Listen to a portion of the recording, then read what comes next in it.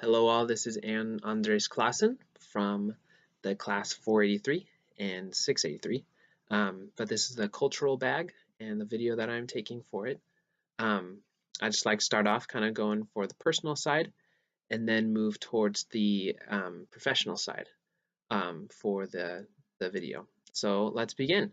I'm going to start with some items that just really mean a lot to me as my own identity, kind of what has shaped me into who I am today, and just the importance of these items. So I'm going to start. I kind of really don't have one for the first one that I wanted to talk about, but one big thing that was really important in my life was being homeschooled, actually. So I guess my family, in a way, my family is a really, really key point in my life where just kind of shaped who I am. I mean, being homeschooled, I spent a lot of time with my family, just being around them. They helped me with my education, obviously, and led me to where I am today. But my family's key and huge, and I want to touch base on that again on the professional side. But they've really influenced who I am today.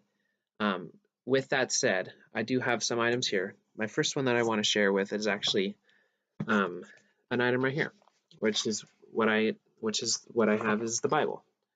Now, this is really key in my life as I'm actually a pastor's kid, and so growing up, I grew up in a church basically. I mean, my dad was a pastor, and I grew up around the church, and honestly, it was really incredible for me and just in my life, and has shaped my characteristics and just what I believe in, and I take value in that, and I really admire and respect my parents and growing up where I am.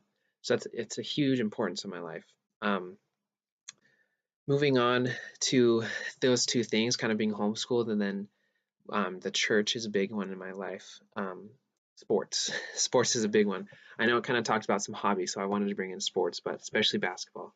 That really shaped who I was and just was a big part of my culture growing up in high school and the elementary years where I was heavily involved in sports. I just fell in love with sports, was an avid sports watcher and an avid player. I was playing any sport I possibly could. And that really just gave me some determination and gave me some competitiveness as well. But it's really um, molded me into who I am today in many ways. Moving on, kind of more on a personal side, as you can kind of tell by what I'm wearing right here, but this is a Mexican poncho and kind of a sweatshirt. But I was actually born in Mexico, and I know I don't look it, but my parents were missionaries over there, and so I only lived there for about 2 years. But I was born in Mexico, and my parents, even though we moved back to Oregon, were still pretty heavily involved in the Mexican community through churches and through just where they worked. And so I got to hang out with them a lot and while I was younger. And that really just I fell in love with the Mexican culture and I fell in love with the people and I wanted to learn more about it and I wanted to speak Spanish. I wanted to travel back to Mexico, not only because I was born there, but also just because I fell in love with it.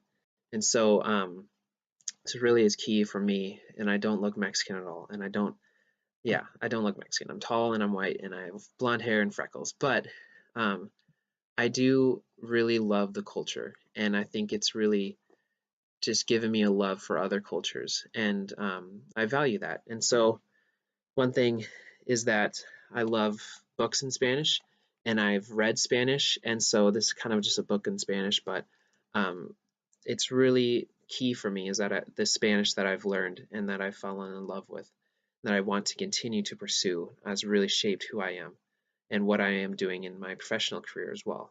Um, so that's a good segue to move into my professional career and my kind of my professional bag, as you can say. And I actually am taking a kind of a different approach to this as kind of, I guess, my own identity as a teacher, a future teacher, and kind of the culture that I want to bring and the culture that I want to kind of have in my own classroom.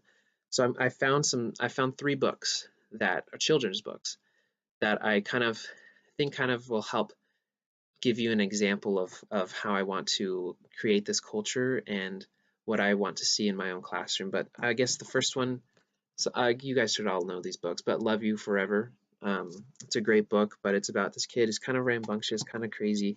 He's a boy, he's messing around with mom all the time and just making a mess of everything. But mom still values him and still loves him and still takes him to bed and like it's really sappy and cute. But I really value that just because um, no matter how crazy the kids will get, is that you still need to care for them, you still need to love them, and they see it and they show it.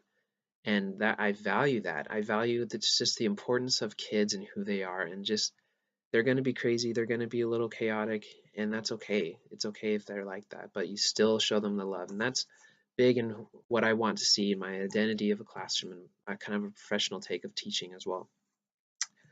Second one is called Separate is Never Equal, and a lot of ESOL students, I think, and teachers know about this story, but a lot of it is just being an advocate for ESOL students and how it kind of all started with a court case. And I really like this book, and I really want to pursue, obviously, I'm pursuing ESOL education, but I want to continue to pursue social justice and equality for all. And I want to bring that into my teaching, into my classroom as well. And then lastly, um, this book called The Giving Tree. I know a lot of you have heard of this as well, but what I truly value about this book is just kind of the model of the tree, actually, and how, I mean, the name of it is The Giving Tree, but the tree just gives and gives and gives to this person, and it's a sacrificial love in my mind, and I value that heavily. And I think that I want that for my students, and I want to be that for my students, where they will, I can give to them and serve to them and do to my best of my abilities, give to them what they are needing. And I want it to be a sacrificial love, and I think they will respond very positively to that. And a lot of kids, I don't think, have that in their lives. And one of the biggest things that I value, I know it doesn't really correlate, but biggest thing that I see as kind of who I am and what has shaped me is that I value kids who are needing a positive influence in their lives. And a lot of kids do. And I think that this Giving Tree book is a great example of someone who's giving sacrificially and not needing attention, is not needing anything in return, but just gives and gives and serves and serves. And I think the kids need to see this and need to have a model of that. And I really value that as something that I've grown up with and seen in my own family, and something that I value in my beliefs as well. And it's shaped me into my culture, and that's what I've been around, and that's what I want to show to the kids as well. And I'm very blessed by that, and I want them to feel blessed by it as well. But that's kind of just a little bit about my cultural bag, I guess you can say. I know I didn't really show a lot of things or kind of give any great detail into it, but kind of my personal and professional take of my cultural bag. Thanks so much for watching, and I look forward to watching all the other ones. Bye bye.